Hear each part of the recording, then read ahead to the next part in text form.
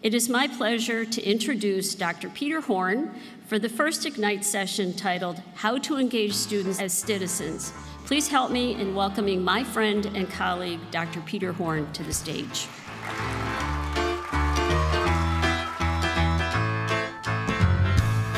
This song was written by Schaefer James, a talented student I first met as my student in English 4 college prep, 25 years ago, my first year teaching.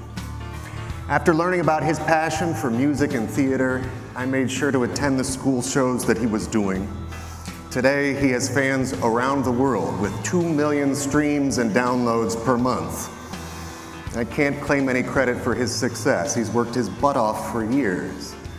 But I do claim that school plays an important role in whether or not young people come to believe that they have the power to change their community and the world, which is why I'm honored to be joining you here this morning on the road to awesome, speaking about how to engage students as citizens. We have all seen in recent years that the small d democratic features of our republic are much more fragile than we may have grown up believing. Now, you may think that I took the Ignite label a little bit too literally, but this is a reminder of the stakes that you all know too well. Yes, some people do want to ban and burn books, usually somehow in the name of freedom, but many more people get rich or get elected or both, fanning flames of anger and fear. Thank you for the good work that you do, especially in these strange times. I'm not a superintendent, but I do get to work with some great ones. To me, the solution lies in the quality of relationship between citizens, between neighbors, between family members, and with respect to what we as educators can influence most directly, between teachers and students. As a classroom teacher for 18 years, I saw that students tended to learn more the more I learned to understand them as individuals with interests and whole lives outside of my classroom. My subsequent research bears that out. Students don't need our help learning to be consumers, but they do need our help learning compassion and empathy and respect for others with different perspectives. Chances are good they won't learn from cable news or YouTube how to respect others' views or marshal evidence to make an argument. One focus of my work as an educator, teacher, and now consultant is to teach these skills and dispositions.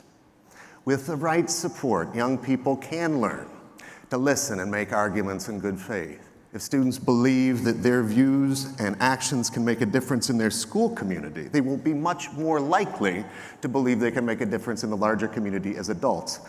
I make no assumptions about what you in your districts may or may not be doing already. Indeed, I would love to learn that from you. But here are 9 ways to start.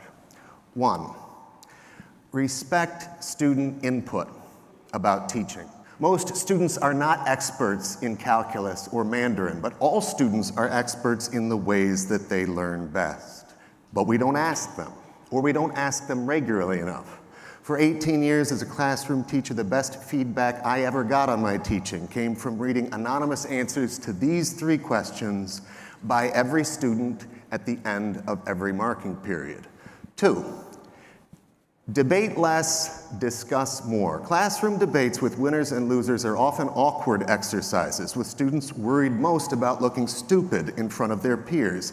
Instead, strive for conversations where students help each other think through matters of real interest. Yes, this is hard. Facilitating a real discussion is, I believe, the most difficult skill for a classroom teacher to master. Coaching is often necessary, but it can come from colleagues who excel at it. 3, develop critical literacy strategies. Put simply, critical literacy pushes beyond the basic reading skills of decoding and comprehension, strengthening students' abilities to engage texts ranging from science books to poems to pop-up internet ads and ask critical questions about authorship, implicit assumptions, and consequences.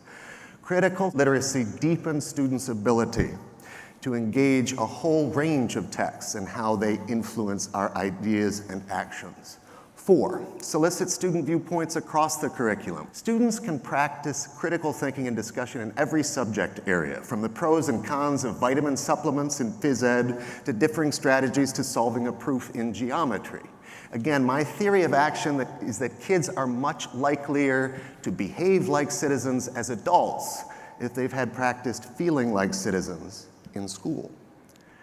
5, let students co-create learning experiences. Many teachers offer engaging assignments, but comparatively few seek out students' input in helping to design assignments, labs, and essential questions that would really fire them up.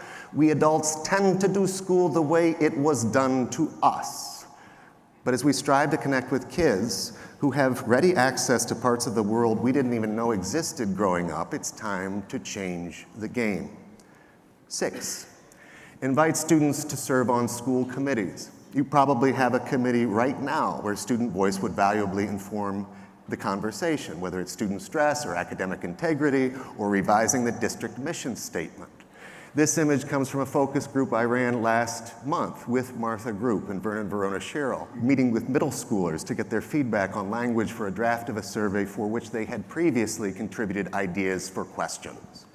7, provide opportunities for students to practice civil discourse. Beginning after the invasion of Afghanistan in 2001, I co-moderated an after-school discussion forum open to all members of the high school community. We practiced respectful conversations about hard topics, from textbook censorship to same-sex marriage to the killing of Trayvon Martin.